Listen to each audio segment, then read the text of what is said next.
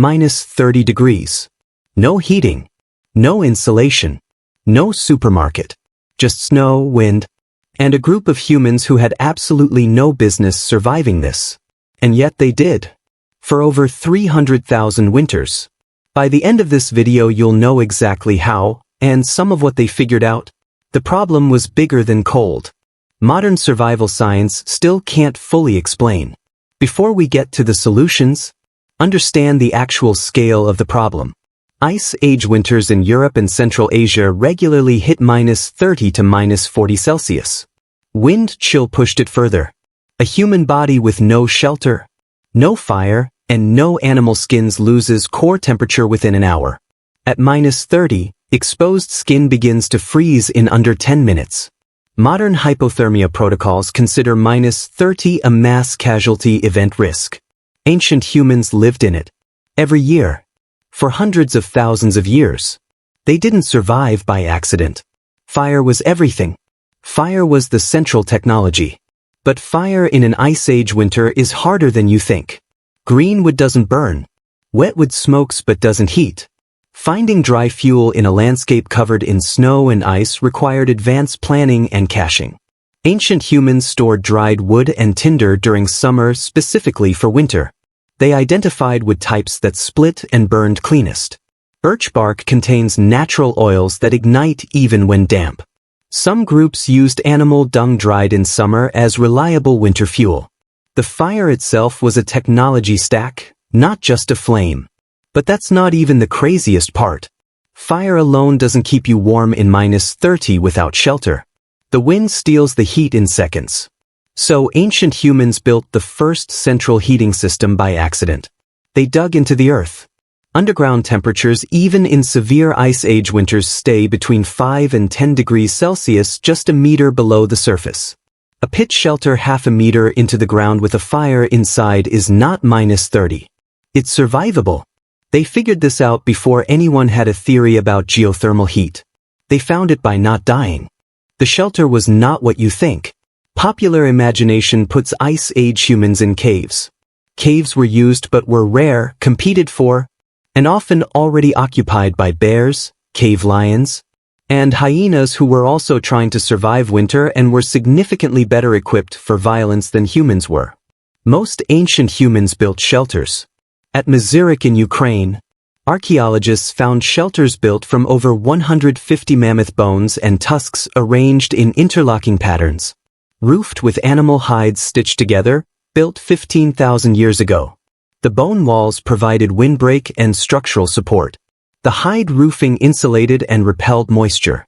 Inside, a small fire could raise temperatures 20 to 30 degrees above outside ambient. These were not primitive shacks.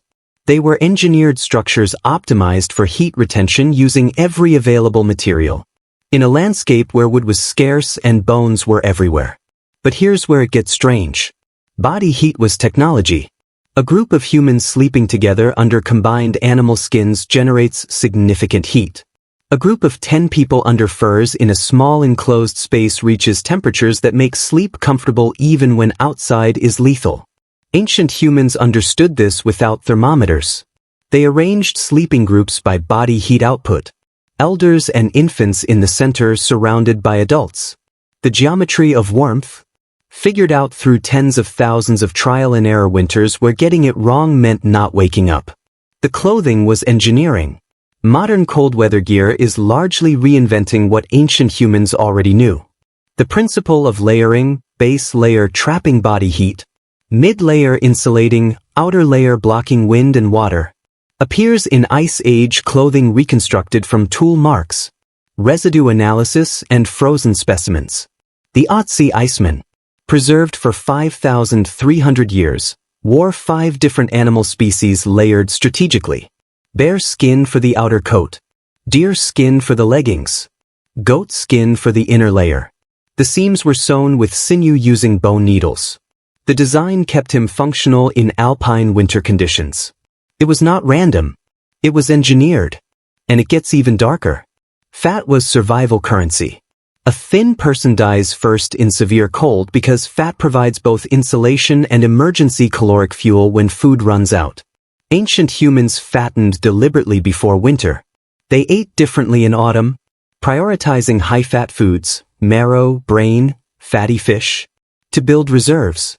Archaeological evidence shows seasonal butchering patterns where high-fat parts were processed differently than lean parts. The body fat an ancient human carried into winter was a calculated biological battery. Running low on it in February, when food was scarcest, was when people died. The ones who survived were the ones who ate more fat in September. The food cache. Ancient humans who made it through winter did not eat fresh food all winter. They cached food in autumn.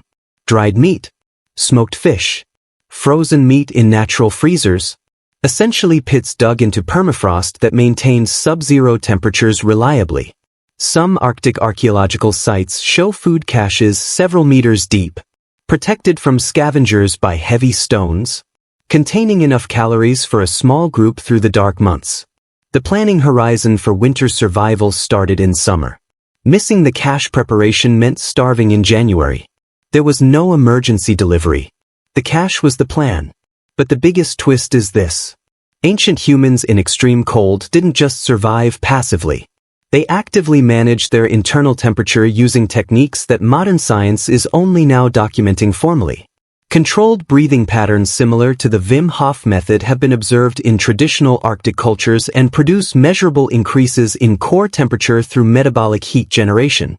Voluntary muscle shivering management. Shivering until the muscles warm, then controlling the shiver rate to maintain but not exhaust the muscles, is a documented traditional cold survival skill. The body has emergency heating systems. Ancient humans living in cold environments for generations learned to operate them deliberately. Conclusion: 300,000 winters. No heating bill. No insulation foam. No Gore-Tex. What ancient humans developed instead was a complete integrated cold survival system. Engineered fire management with summer fuel caching. Semi-underground shelter design using geothermal principles they discovered empirically. Strategic layered clothing from multiple animal species assembled with bone needles and sinew. Collective body heat geometry with the most vulnerable in the center. Deliberate autumn fat accumulation as biological battery storage. Seasonal food caching in permafrost natural freezers. And active physiological cold management techniques that modern science is only now documenting formally. None of this was written down. None of it was taught in a classroom. All of it was transmitted through direct demonstration across hundreds of thousands of years, parent to child, elder to group, survivor to survivor. The cold didn't get easier. They got better at it. Every technique was discovered the hard way, by the group that didn't do it dying and the group that did surviving to teach their children. That is slow, brutal engineering. And it worked for 300,000 years before anyone invented a radiator.